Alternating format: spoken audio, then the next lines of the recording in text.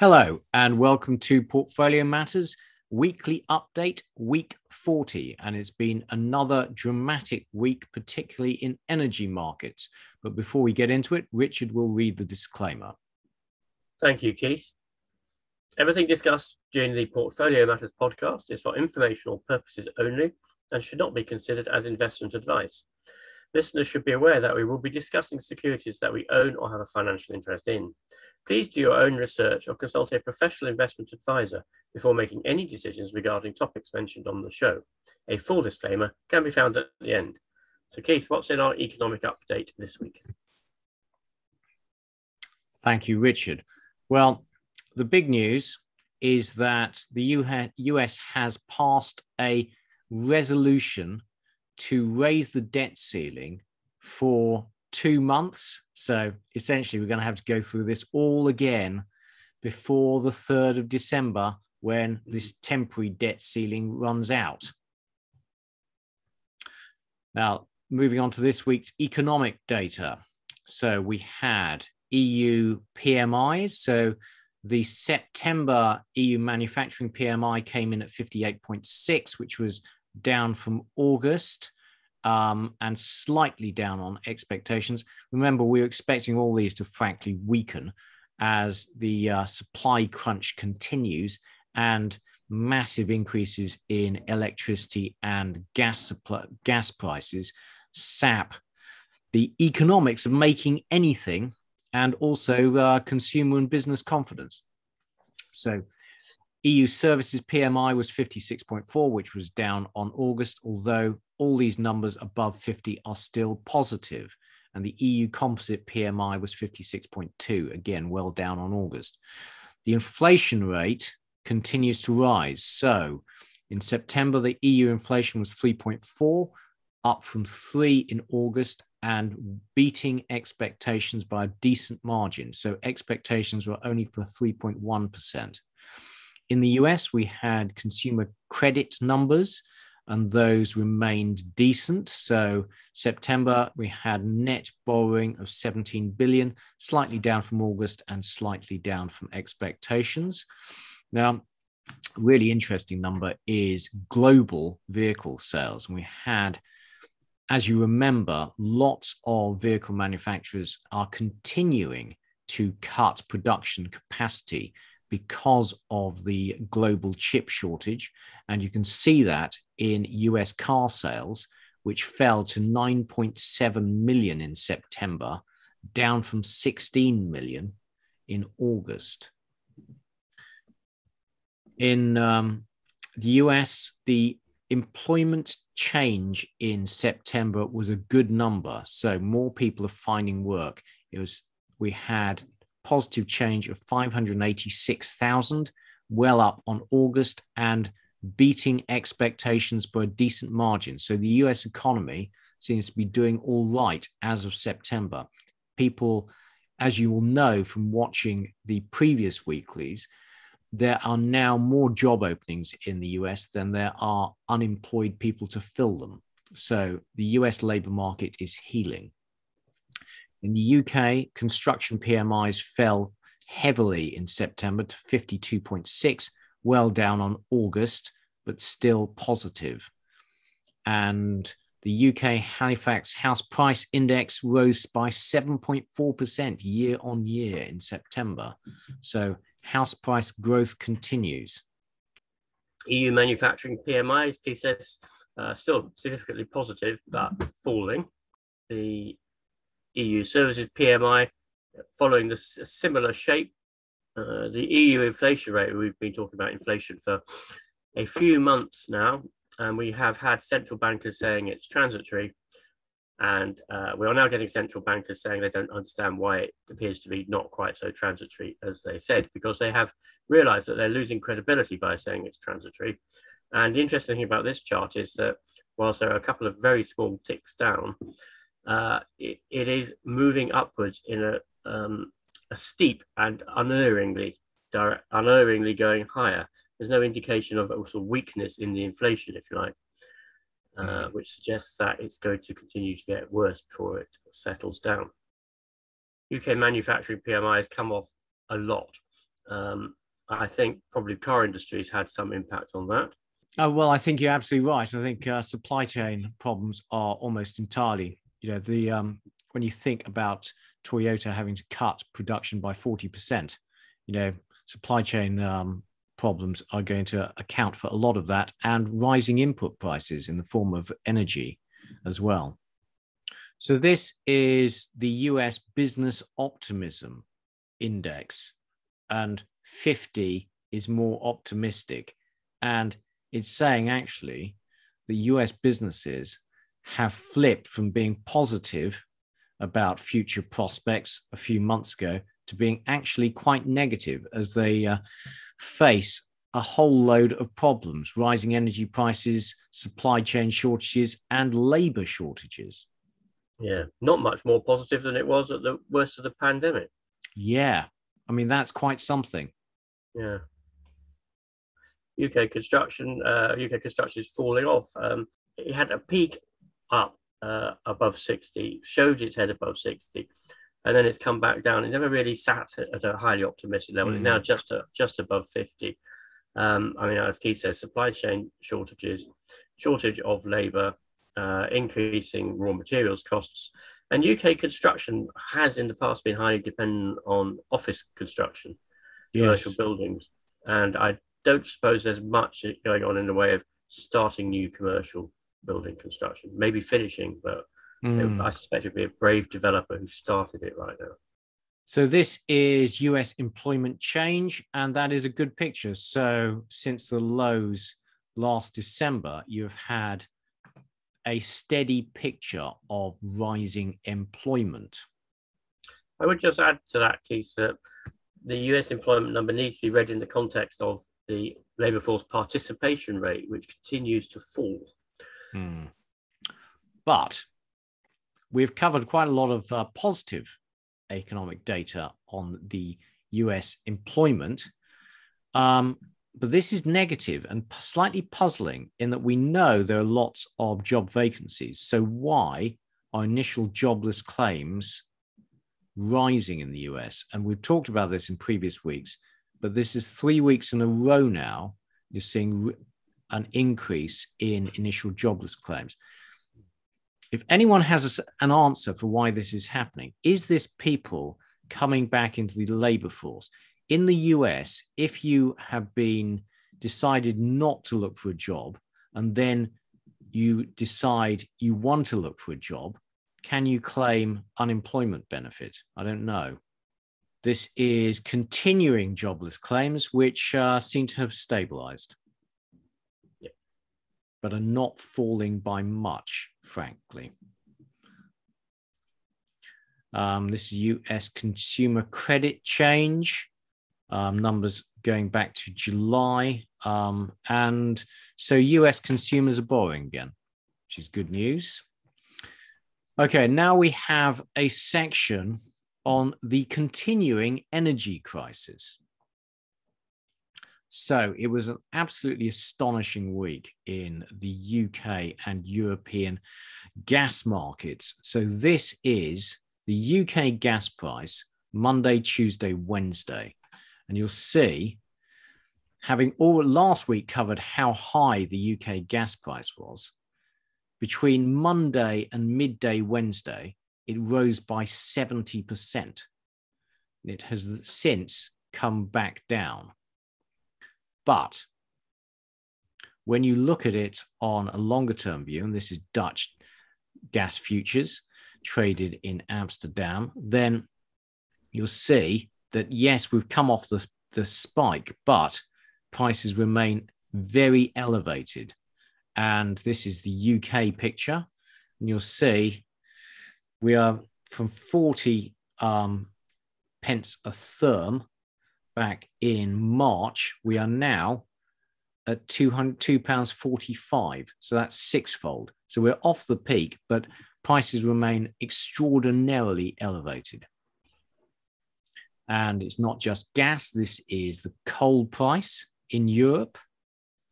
There is still a significant shortage of coal in China, isn't there, where they are urging their mines to run at 100% capacity, but also providing 60 to 70% of their electricity generation from burning coal.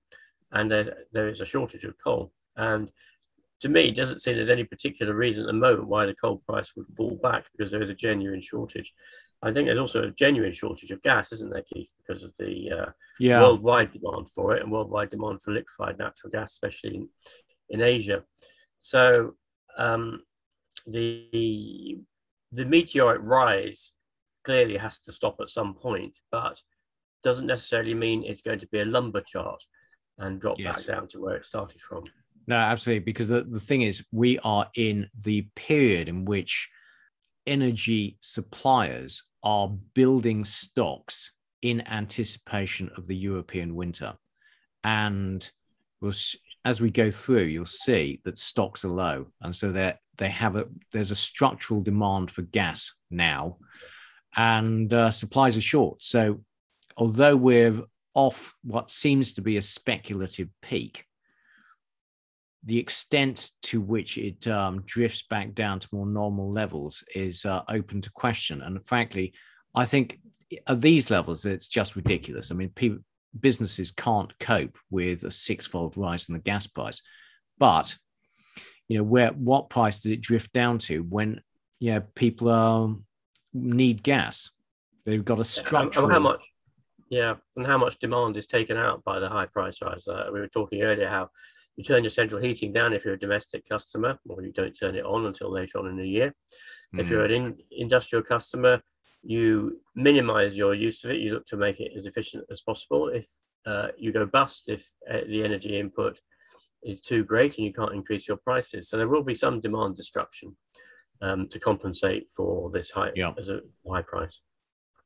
But the market ear were saying during the week that they think the gas price crisis should now begin to ease. And they had 5 reasons. The first one, which we covered a few weeks ago, is that the reason Russia are not supplying Europe as much as they usually do is apparently that they are diverting a lot of gas to their own domestic storage. And market ear expecting that to finish by late October, and then Gazprom will start diverting more gas to Europe. In addition, Gazprom's maintenance season typically ends by November because they can't work through the winter. So gas production should go back to full capacity, and Nord Stream 2 may come online. Although, frankly, one thing that we notice is that legislators have made no concessions to this energy crisis. So Nord Stream 2 remains stuck in legal limbo at the moment and is not online. So that is an assumption that Nord Stream 2 will come online. And there has been demand destruction. Now, the 5th point is they're saying that European gas storage levels are close to historic averages, excluding the gas glut in 2019, 2020. And we don't think that's true. And let's show you some charts.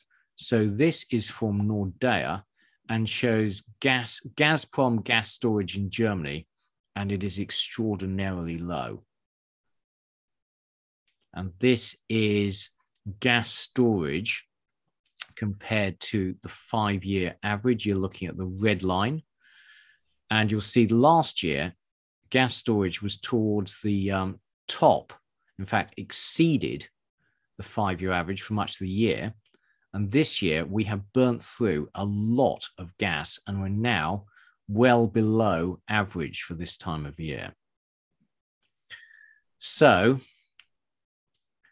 we have only 76% of storage filled going into winter. And you'll see, normally, there's this 70% drop over the course of the winter between the maximum and the minimum. And if that were to occur, we would get to extraordinarily low levels. Which would probably and inevitably, confusing terminology there, result in lack of availability of gas in some regions. We don't exactly know where. Now, the marketeer are correct in that absolute gas storage levels in 2021 are comparable with gas storage levels pre-2016, but obviously a lot's changed in the last 5 years. In particular, we've closed coal-fired power stations and switched to natural gas. So it's we really should be comparing gas storage levels with demand rather than historic norms from 5 years ago. And one of the reasons that there's a gas shortage in Europe is that we are competing with Asia and losing. So this is quite a difficult chart to interpret because the numbers are all a bit blurry.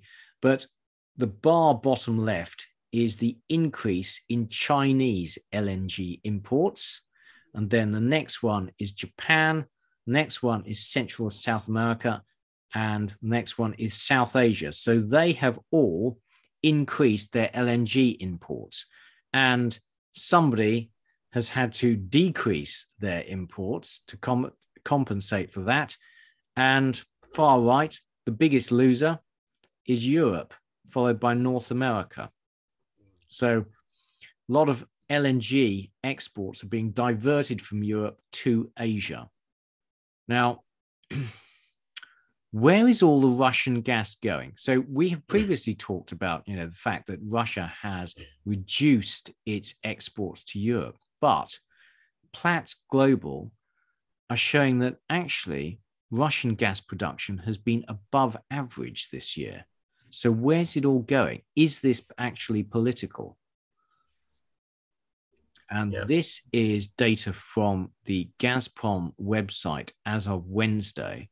And it shows that going into October, Gazprom have actually reduced their exports to the EU. So exports via Russia have fallen by 20%.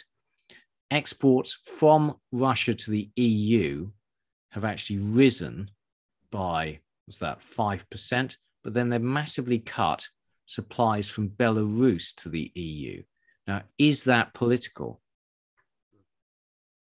So interesting, isn't it? I mean, Putin is a great political game player, and if he sees an advantage geopolitically, he will take it. And in some senses, he has a big advantage over Europe at the moment with the Nord Stream gas pipeline issue, and the rising prices, of course, are very good for Russia in a short-term economic perspective with foreign currency.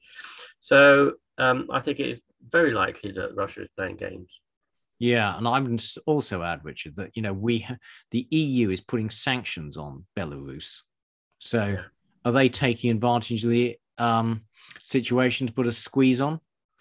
Yeah, I mean, the EU is in a tricky position, isn't it? It has huge dependency on Eastern European gas, and at the same time, it's trying to force East Europe to change its behaviour.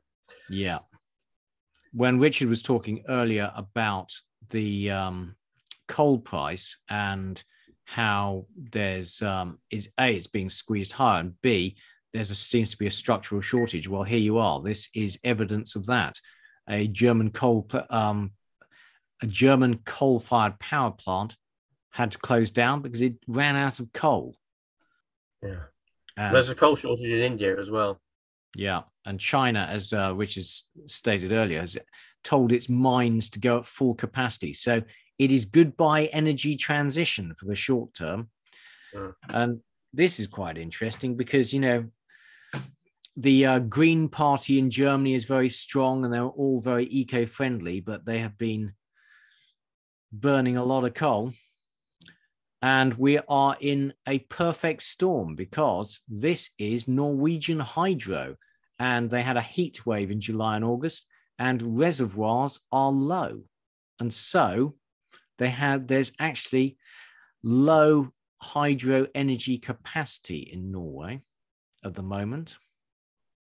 This is a fallacy of renewable energy, isn't it? That it's only renewable if weather conditions create the right circumstances.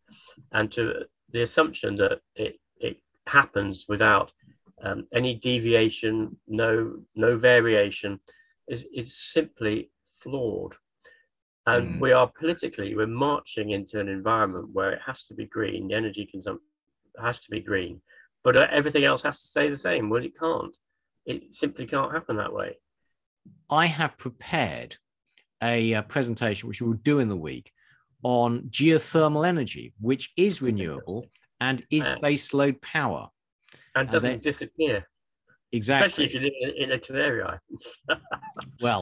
Well, that is the key point, Richard. It's essentially, it only really works if you're in a volcanically active area. In the UK, you have to drill down 4.5 kilometers, which actually takes an astonishing amount of time and is very expensive. And the amount of power you get out of it at the end is really quite pitiful. So it's not economically viable in the UK. It's not, yes, precisely. But as an aside, it may be that rather than having wars over the Middle Eastern oil resources, we may have wars over volcanic regions in the future. Yeah. And Iceland, they're small and politically correct. We could definitely have them. And they don't have much of an army, do they? You heard it here first. So this is China's energy consumption, and they've massively exceeded target. Essentially, their energy demand has exceeded the short-term target. So hence they're running out of coal. And this is a chart showing the change in electricity generation by source for the US. And what you notice is that there's been a massive increase in renewable energy. And essentially last year, it was something like 95% renewable. And the reason the EU and UK has such a big energy crisis at the moment is because when the wind doesn't blow, you run out of power. And unless the US learns from the lessons of the UK and Europe, they could well face a similar problem in future years. We've always operated, or I think in my lifetime, effectively, apart from the miners' strike, we've operated on the basis that energy is always available, no matter what the demand is. And that actually isn't true anymore. Now, these are UK and European carbon credits. And we have previously talked about EU carbon credits and how they were unsustainable. Well, UK is even worse. Yeah. We're 50% higher. So the government's printing money. And that will be added to UK electricity bills. Now, Nordea are saying that the energy price squeeze is going to knock around 1% of global GDP growth. So it's not going to cause a recession, but it will cause a slowdown. Now, will the energy crisis cause a recession? And it's a question of how much demand it sucks out and whether consumers have the resources to pay for the rise in energy prices. And this is a chart showing US consumers' savings in the bank, basically, and is massively increased over the course of the pandemic. And I think their consumers have the resources to ride this wave. And this is the UK, and you'll see, again, a big increase in household savings. And on the left-hand chart, you'll see gas and electricity spend as percentage of disposable income. Actually, even after this big rise, we're only back to levels we last saw in 2011, 2012. So we've had a few years where energy prices have been very low, and we're now going back to higher levels, but not extraordinarily high levels. I guess just sort of comment on that, Keith. That's a sort of general savings rate across the population. Of course, there's a significant portion of the population that has no savings and is basically living hand to mouth. And 30% increase in fuel bills for them is devastating. And that then leads to social unrest and social upheaval. Interestingly, I noticed that Italy has so far subsidized the energy market to the tune of €1 billion in order to keep its population calm in the face of these rising energy prices that it's experiencing. So I think this gives us sort of a global picture, but it doesn't identify the individual problems that this price rises will cause. Very good point. Yes. This is the percentage of world GDP in the form of energy. And you'll see that even after the recent rises, energy is not an extraordinarily high part of world GDP. So interesting chart, Keith. Okay, so moving on to China and the Evergrande crisis, which is bubbling away in the background. We had some great charts from the FT this week. This is the breakdown of Chinese GDP growth, and the light blue bars are consumption expenditure and the dark blue are investment. And you'll see that actually in recent years, investment has been a lower proportion of GDP growth, but last year it was absolutely crucial as consumption expenditure actually shrank. But obviously investment faces declining marginal rates of return. And so if you keep investment expenditure up, you have declining marginal rates of return, and therefore GDP growth slows even though you're keeping investment up. And so you need to do much more investment in order to maintain GDP growth. And they've been funding that with debt. And so you see this steady rise in Chinese debt, which has essentially more than doubled in 20 years. And that is a red flag for a future financial crisis, as we have talked about in previous weeks. I think the other point to make about, another point to make is that I think the property sector is something like 30% of Chinese GDP. That sounds like an awful lot. But if the property sector goes into hibernation, then what does that do to Chinese GDP? Yeah.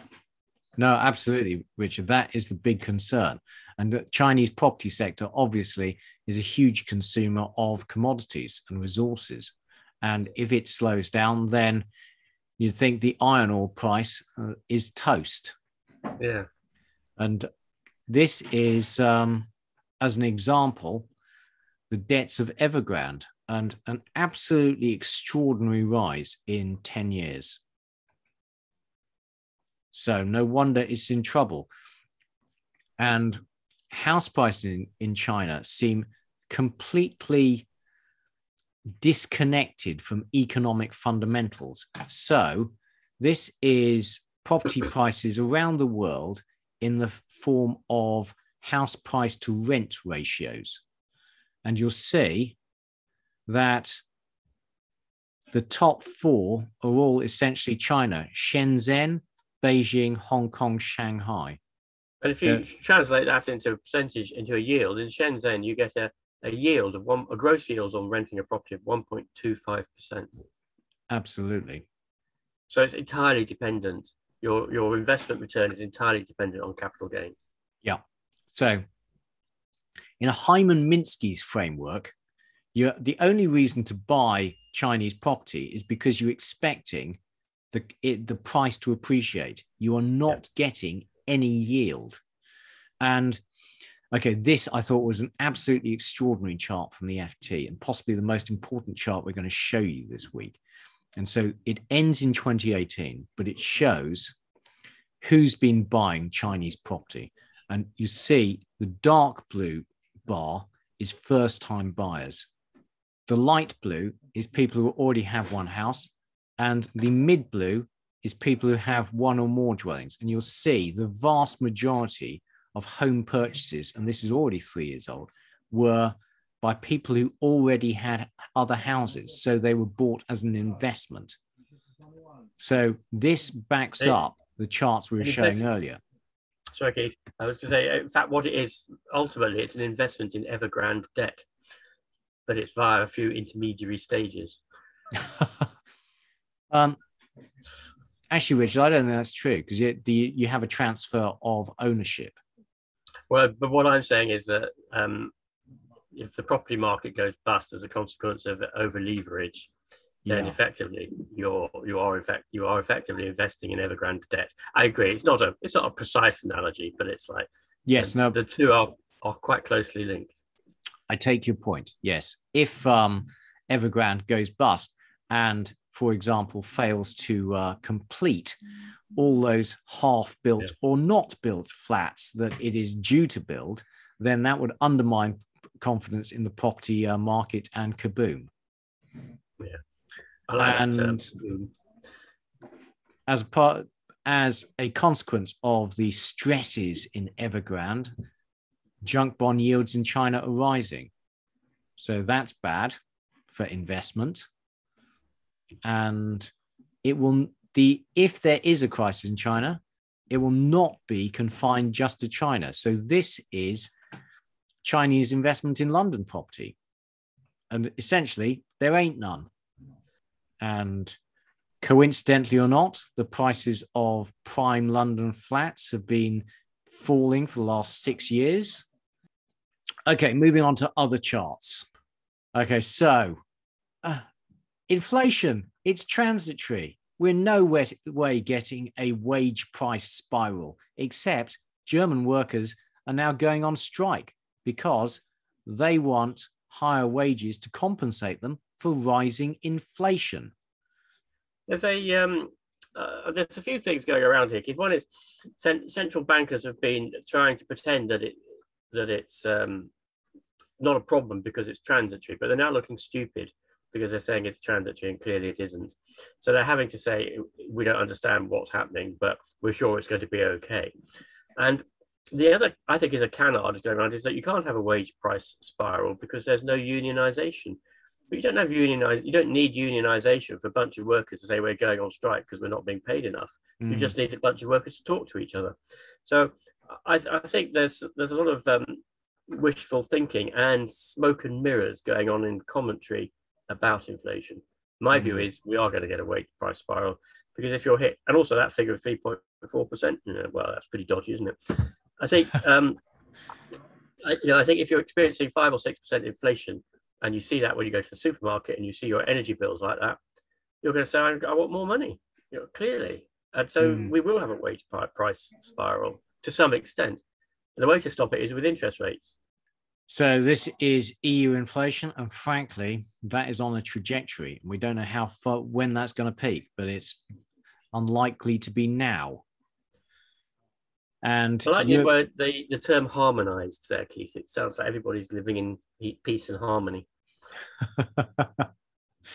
And EU companies are all expecting further price rises in the coming months.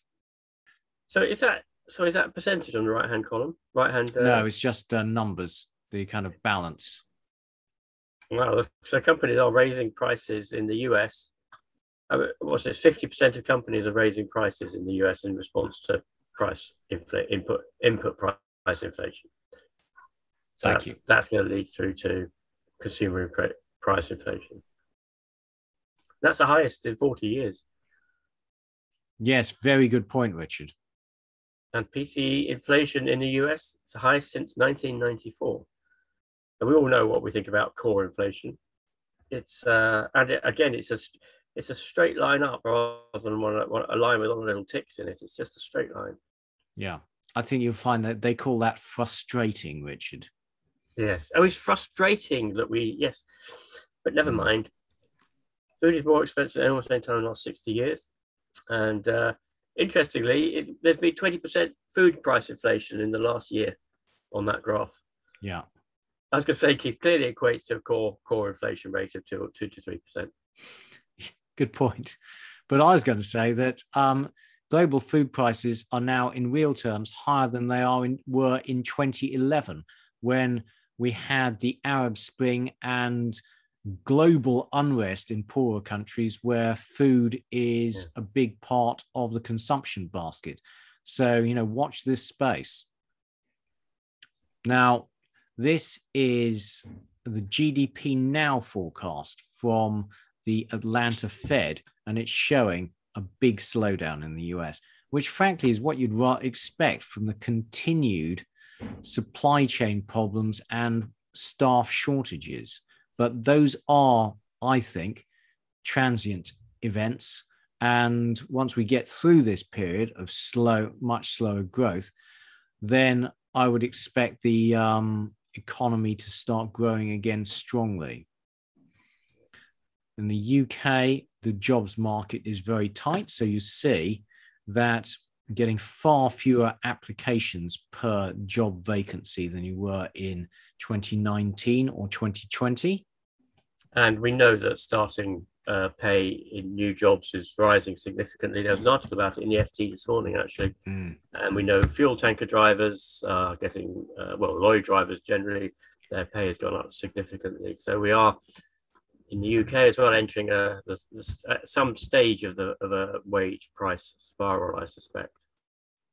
Now, moving on to corporate profit margin, and corporate profit margins are extraordinarily high in the US and elsewhere.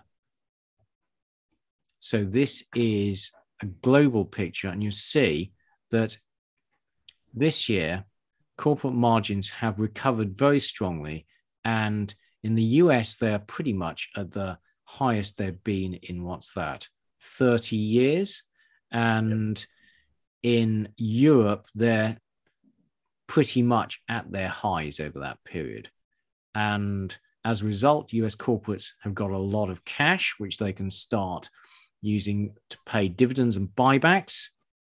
So this is a very important chart, which is showing that when margins go up, they tend to drop back down. They're mean reverting, and we see that in 1991, 2000, so forth. So the competition is coming in. They see high margins, they come in and they compete away the high margin. What's happening here is that there's a general trend increase in margins, which I think is probably due to the fact that the US hasn't been applying competition law appropriately, and there are a lot of oligopolies and monopolistic behavior in the US. And that would suggest two things. One, that there's going to be a reversion to the mean happening sometime soon. The mean is probably going to go, maybe 18% looking at this. And secondly, the US really desperately needs to address its competition law and the control of large swathes of the US economy by oligopolists and monopolistic companies. But the equity markets and analysts aren't pricing this in. In fact, what they're doing is they're pricing in further rises in margins. So this blurry table shows the percentage of revisions that are positive, and they are still very strong. Okay, so moving on. This is a chart which shows the inventories held by US retailers, and you can see that inventories are currently very low as a result of the supply chain crisis, which we've covered in previous weeks, but frankly continues to get worse. And if you look on Twitter, you'll see pictures of all the ships at anchor outside US ports, and it's extraordinary. But the stock market does not seem to have priced in the fact that US retailers won't have as much stuff to sell this Christmas. So this is a Google analysis of the number of searches for stagflation. And in the UK, clearly people are very concerned about stagflation, understanding what it is. And it's gone from pretty much none, because who normally would search for stagflation, to 100. And even around the world, it's gone from a lower number to 50. So clearly people are concerned about stagflation and want to understand what it is. Yeah, they've been listening to you, Richard. It's the audience of Portfolio Matters. It might be, Keith, because we don't know what the actual number is. So is the market now expecting stagflation? So this is the classic stagflationary investment portfolio. You buy banks, you sell industrials, and because banks do well in stagflationary times. So is the market predicting stagflation? Oh, this is interesting. So for many months now, I promised Keith that I wouldn't go off on one here. But for many months, we've had sage and scientists and modelers telling us how the world is going to end and we need to lock down forever, and how everything the government is doing is a complete disaster. And then making these dreadful projections of sort of Nostradamus type projections of hospitalization rates. And Keith found this graph, which shows that the enormous projections of hospitalization rates, daily hospitalization rates, and the actual data. And, you know, one has to say, well, wasn't it obvious? I'm sorry. It was just, you know, we were vaccinating, people were getting it, the immunity was building up. Surely it was obvious. What's wrong with their models? Yeah. Well, hopefully this whole thing is behind us now. We can get back to normal. Right. Moving on to the equity markets. Now, it was a really volatile week, which says something in itself, in that we had days of falls and rises of above 1% this week. So the volatility is picking up, and that is generally not a good sign. But the FTSE ended up 0.2% on the week, and it was generally a strong week. So Stocks Europe was up 1.9%, S&P up 2.1%, NASDAQ up 1.4%. Topics in Japan has had a very good run, but came off on 1.2%. And Bitcoin had a real corking week, Richard, up 22%. And sterling recovered slightly, up 1%. So I put the graph of Ether in. I mean, the Ether didn't respond as well as Bitcoin did, actually. But even so, Ether had a good week, up about 15%, I think. Well, probably less than that. Depends where you take it from. But I think the point here is that they are, as Keith said, it's extremely volatile, but it's also consolidating. It's sort of bouncing around in quite a tight range.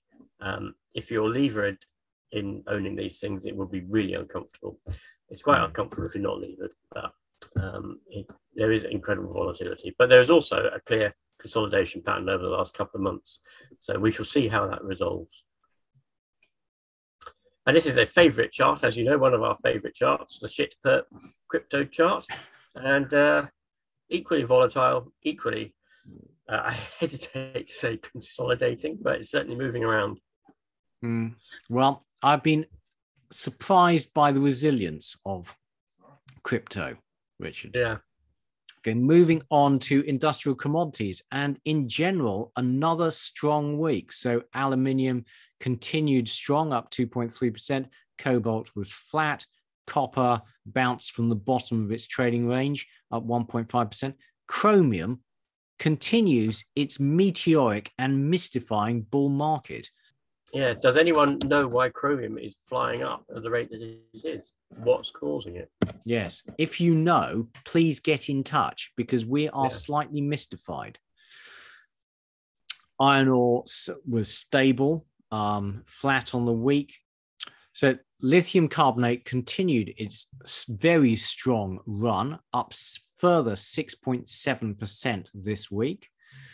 And neodymium was flat. Nickel was essentially flat.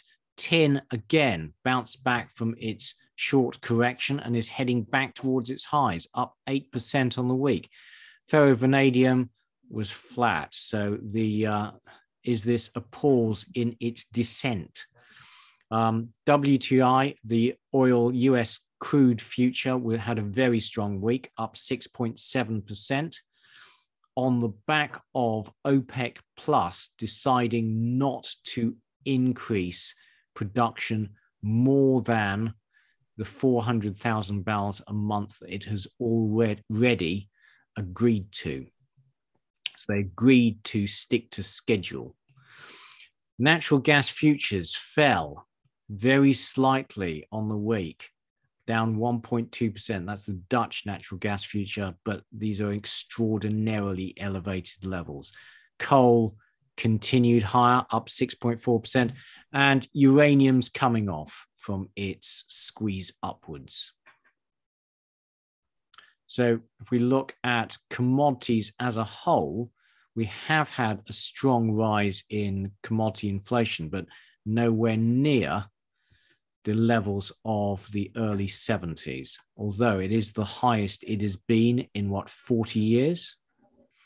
And everywhere you look, inventories are low, which suggests this is a problem that is not going to go away soon. So Chinese copper inventories are below their mean.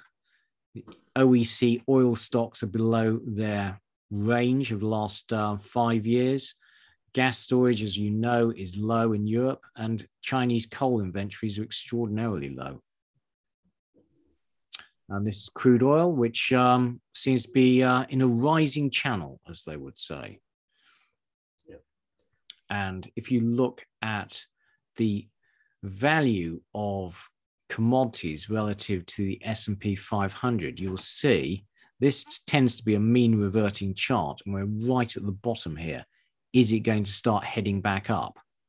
This chart's extraordinary, Keith, because what it would suggest is if they do mean revert, they will go up 4 or 5 fold from this point, because they're currently below 1 and the mean is around about 4. Yeah. Yes. Well, it could, as we've talked about previously, which the mean reversion can happen in several ways. It could happen with the tech companies absolutely collapsing, and you know, so. But I would say I don't think that the central banks will allow the stock market to crash, and I think they can stop that from happening if they wish to. I know to other people, I think you disagree with me, which I accept. I may be wrong, but if they are able to do that, then that means the mean reversion would be commodity price rises, and of course, if they do have to do QE to maintain the to support the stock market, then that's inflationary of itself. So yes, exactly. And on that topic, last month in the US, energy stocks were the only sector to record positive returns. So that is part of the mean reversion happening now. But let's not get carried away with the oil price, in that OPEC are forecasting supply surpluses to start from January next year, which will be very bearish for the oil price. But demand is coming back. And I thought this is a very good chart. This is transatlantic flight bookings. You'll see they are well down on 2019 levels, but the moment the travel ban was lifted, you get a really big rise, an instant rise in bookings from Europe. And frankly, as the COVID crisis fades, I expect flights to come back strongly, and that is a big marginal consumer of oil. Last week, we covered the fact that Russian crude output had actually fallen in August, despite the increase in its OPEC quota, allowing it to produce more. Well, in September, it bounced back strongly, rising by 280,000 barrels a day. And they're now out, they're producing more than their quota allows. And the actually, there was some slightly bearish news in the US last week, in that lots of commentators are saying there was a crude oil inventory build. Now, my data from the EIA, which is total crude and petroleum products, including the Strategic Petroleum Reserve, their stocks fell by just 100,000 barrels over the course of the week, which is suggesting supply and demand are very much in balance, rather than there being a big supply deficit in the US. And the cause of that was a 1 million barrel a day jump in imports from Canada. Now, whether that will be sustained or not, we need to watch. Okay, moving on to some charts. Aluminium consolidating a little bit at the top of its recent huge price rise, and not showing any inclination to go down. Copper, again, it consolidating, having come off its high, but again, it's been in this range now actually since March, if you take it that far back. So there's clearly no particular impetus to drive the price down. Chromium, we don't understand what's going on here, but its price of chromium has gone up 50% or so in the last 6 months. So the iron ore price has reverted back to where it was 11 months ago. We think that China has a significant role in the run up and the subsequent run down Chinese demand. Lithium is going up very sharply, and clearly there's a huge demand for being created through the prospect of most vehicles coming off the production line in 5 years' time being running off lithium ion batteries. Whether that actually what happens remains to be seen. And nickel has pulled back, and again, is it just a little uptick and it's going to continue its downtrend, or is it going to stabilize at this point? We can't tell. Tin is consolidating right at the top of its range, a bit like aluminium, which I think is suggestive that it may have another run up. That's natural gas futures we've talked about, so we know what's going on there. Coal we've talked about. An interesting graph that Keith found, it's the cheapest fossil fuel per unit of energy, barrel of oil equivalent, and it's much cheaper than fossil fuels even before they started their run up. And even now, it's much cheaper than the price back of fossil fuels back in 2019, which suggests that on a comparative basis, it could run a long way further. And that big rise in the coal price is obviously very inflationary, as coal is a huge input to lots of basic materials. So you'll see there's a very strong correlation between the steel price and the coal price. So as the coal price is rising, steel prices are rising. So uranium has fallen back sharply, retraced sort of half of its short squeeze rise, caused by the Sprott uranium ETF. Where it goes from here remains to be seen. I'm bullish uranium long term because I think governments will have no choice but to build more nuclear power stations, but that will not affect what happens to the price short term, which I think is anybody's guess. I think that it's going to come right back down, Richard. I think this has been a short squeeze technical Anyway, moving on to precious metals, and gold and silver remain frankly disappointing, but PGMs had a bit of a bounce this week from low levels. So gold was up 0.1%, silver up 1.3%, platinum bounced 3.2%, rhodium up 2.1%, palladium was the winner, up 5.7%. Let's show you some charts. So this is platinum, and has it found a bottom? Now remember that a lot of PGM demand is from car manufacturers, and it doesn't look like the chip shortage has yet resolved itself. So we've still got a good few months of lower car production on the back of chip shortages. This is rhodium. Has that found a bottom? And palladium, all bouncing back. Now, moving on to rates. And last week, we discussed how after a frankly mystifying 6 months in which inflation rose strongly and interest rates actually fell, that yields were rising and rising quickly. And this week that has continued. So the UK saw yield rises across the yield curve.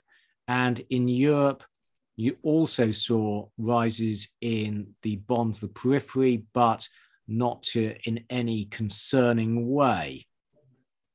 Richard.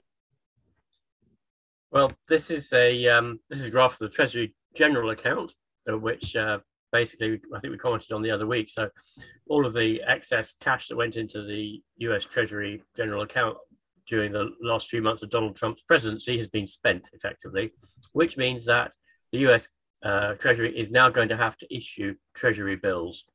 It can no longer spend the money it collected pre-Biden's presidency.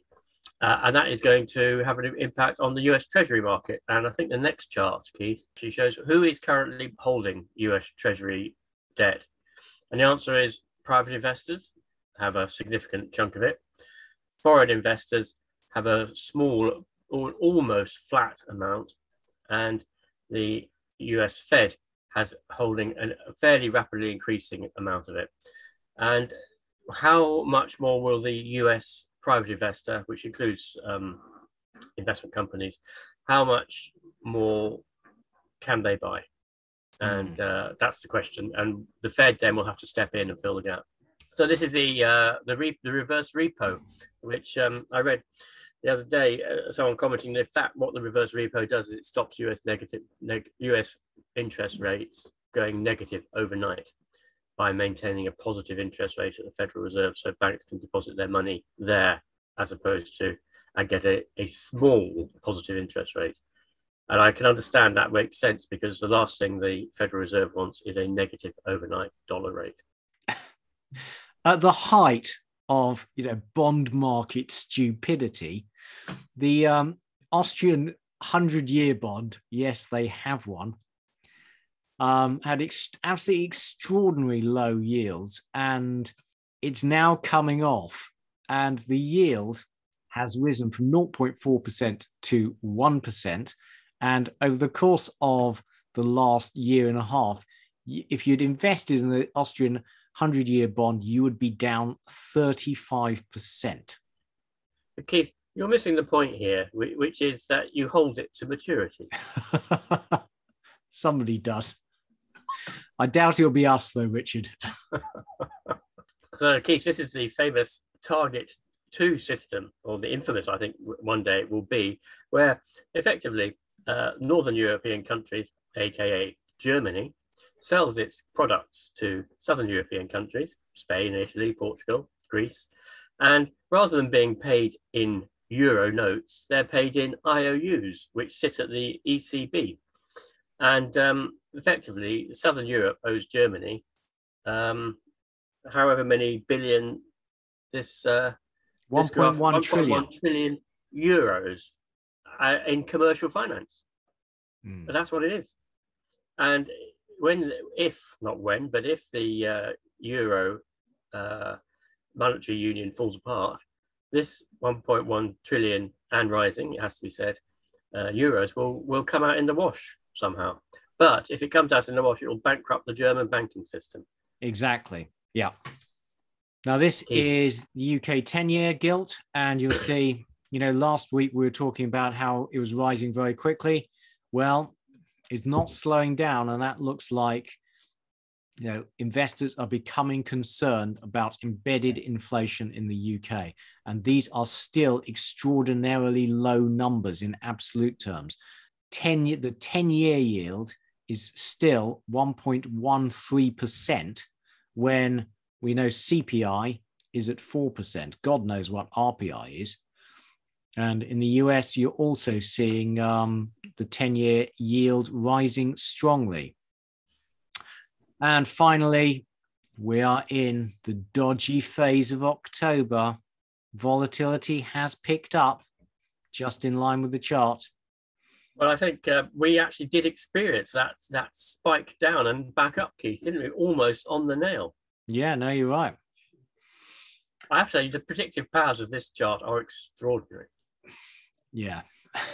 Well, let's hope we have a strong run into the end of the year. Anyway, Richard, your activity this week. So, thank you, Keith. I had another quiet week, as you know, as people will know. I'm trying as hard as I can to sit on my hands. I made my portfolio is virtually unchanged on the week, and I have made no purchases and one sale. I very nearly made two sales. I very nearly sold Tarissa, and I was talking to Keith about it, and he said, "But the price of chromium's going up." And I thought, it is, isn't it? So I held off selling it. And since I had that conversation with Keith, Teresa is up 15%. And that just shows the danger of selling too quickly and not understanding why you're feeling uncomfortable. So thank you very much, Keith, for that. And I sold Mobility One. Basically, I got fed up of watching it go down. And I have a sort of rule that I don't take a loss of more than 20%. And I break that rule quite regularly. But usually when I break it, I regret having broken it. And this is one of those occasions where I regret having broken it. So I sold Mobility One. And as I sold it, I saw the price drop 6%, which presumably was my selling. And that also illustrates the danger of these highly illiquid shares. Now, that's interesting, Richard, because I've actually held on to Mobility One. In that, I don't really understand it. Is a fundamental problem in that it's a mobile payments provider in Malaysia. It has been growing quite strongly, although growth has slowed to just 9%, but it's profitable. And it's on an incredibly low PE ratio when all the other mobile payment companies are on enormous PE ratios and they're loss making. And I'm going to hold on because they have deals with MasterCard and Swift coming through in 2022. And you'd think that somebody will pick them up. So I completely agree that the share price has been very poor and I am well down. But so Keith, you make very, very good points. And there's the two opposing views, aren't there? There's the market is wrong, and I know that my fortitude will be rewarded. And there's the market is right, and I don't know what I don't know. Yes. And my strategy on this one is I'm going to watch it closely. And then when it bounces 100% in the day, I shall kick myself. But if it starts to bounce up, if it starts to trend upwards, I may buy it back. Well, that is a very sound strategy, Richard. But it's a very difficult strategy, Keith. It's usually doomed to failure, I think. But that's what I'm going for. If investing was easy, we'd all be billionaires, mate. We would, yes. Yeah. So, Keith, how about your week? How was your week? Thank you, Richard. Okay, well, I had another good week. Yes. Although crude oil rose extraordinarily, up about 6% on the week, and energy equities had a very volatile week, up and down, and I closed up 1.84% on the week, which took me to... Well done, Keith. Very good. So having underperformed the all share all year up until now, suddenly I'm outperforming it. So I'm up 12.16% on the year, which is above the all share. Now, I had a couple of trades. So I bought M&G Group, the asset fund manager, earlier in the year. And frankly, I should have done much better on this than I did. The share price rose very strongly in the first weeks in which I held it. And at one stage, I was up the best part of 30%, and it drifted off. And frankly, this is the dangers of over diversifying. Because I've got 60 odd stocks in my portfolio, I rather forgot about it. And then as we go into October, I was thinking, well, this market is looking fragile, particularly with the rise in energy prices.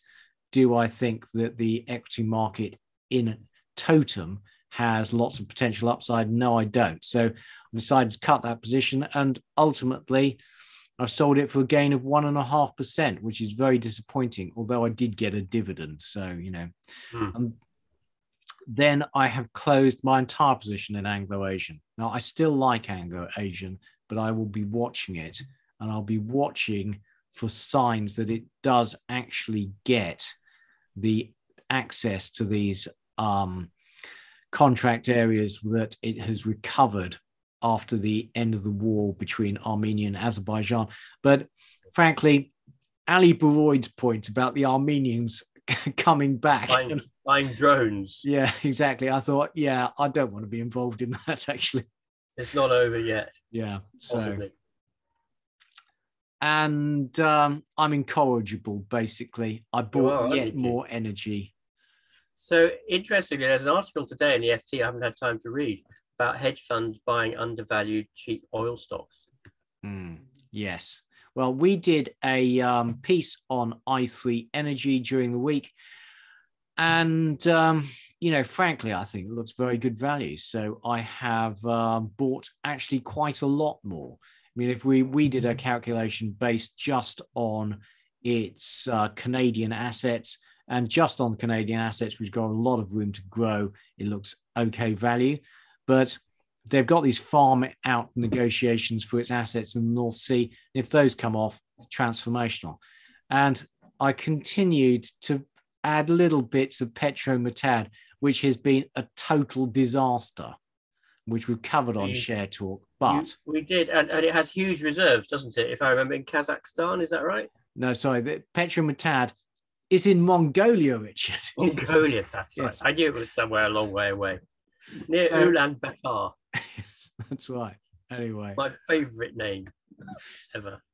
So this is Anglo-Asian Mining, which has gone nowhere. But I like the principles, but I think we'll be watching it rather than participating for a period. This is M&G. I bought it here. It drifted right up, which point I was up, 25%. And then I've rather forgotten about it, and it's come off really quite sharply. And so I'm out. And this is i3 Energy, which is drifting up nicely. And actually, we've done a whole Share Talk on it. Please watch. Petrometad is a total annoying catastrophe. So essentially, we were waiting for the license from the Mongolian government saying that they could actually develop the oil field they've found. And the Mongolians need oil. So that was going to be hugely positive. And so this was the approval of the production license. It shot up. And then the management did a massively dilutive share placing at a huge discount to the share price, and it basically destroyed the share price and investor confidence. The share price has been drifting steadily off, but they do have the resources to start producing from the Heron field now. And you hope that if that flows well, that it will start to recover. Don't buy your losers, he says, buying his loser. Yes. Yeah, was it? That was, I can't remember his name. That's everyone's advice. Yes. Losers buy losers. That was it, wasn't it? Yes, that's right. Exactly. Losers buy losers. You're not a loser, Keith, though. You're a very clever speculative investor. Yeah. Let's see. Okay. And anyway, this is one of my winners, and this is Pantheon Resources, which has enormous undeveloped assets in Alaska.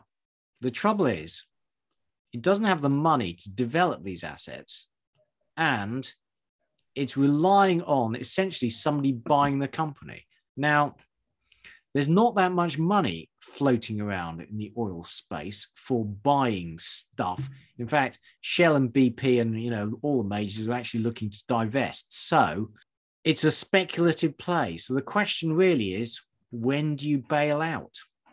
So one that I should be watching. Do you have a feel for the answer? Well, honestly, Richard, I'm quite tempted to use technical analysis for this and just keep on. I'll be asking you advice in subsequent weeks. It'll come with a big caveat, I can assure you. Well, it can't be much worse than my own instincts. Let's put it that way. They are always wrong. So, and this is iGas. Now, during the week, we will be doing a piece on geothermal energy in the UK and elsewhere. And this extraordinary spike in the share price of iGas, which is a UK oil producer, is the UK's largest onshore oil producer, i.e., it produces not much from a few onshore oil fields. And its price production costs are extraordinarily high, so about $48 a barrel. But this share price spike was caused by it taking over a geothermal drilling company. So hence I've been looking at geothermal energy, and we will be doing that in the week. So one to watch. And I think that's it. So thank you all for watching. Please, can you press like and subscribe to the channel? And it is goodbye from Richard Wheater. And it's goodbye from Keith Jordan. Goodbye. Goodbye. Full disclaimer. The material and information contained in this podcast is for information and entertainment purposes only and should not be relied upon for making a business, legal or any other decision. We may own or have a financial interest in any securities mentioned. Listeners should conduct their own research or consult a professional investment advisor before making any decisions regarding topics mentioned on the show. Whilst we endeavour to ensure that the information presented on the show is correct, we make no representations or warranties of any kind, express or implied, with respect to the podcast and website or to any information, products, services or related graphics discussed or presented in the podcast or website. Any reliance you place on such material is strictly at your own risk. You are solely responsible for the investment decisions you make. We will not be responsible for any errors or omissions in the podcast or website, including in articles or postings, for hyperlinks embedded in messages, or for any results obtained from the use of such information, nor will we be liable for any loss or damage, including consequential damages, if any, caused by a reader's reliance on any information provided by the podcast or website. Please do not listen to the podcast if you do not accept self-responsibility for your actions.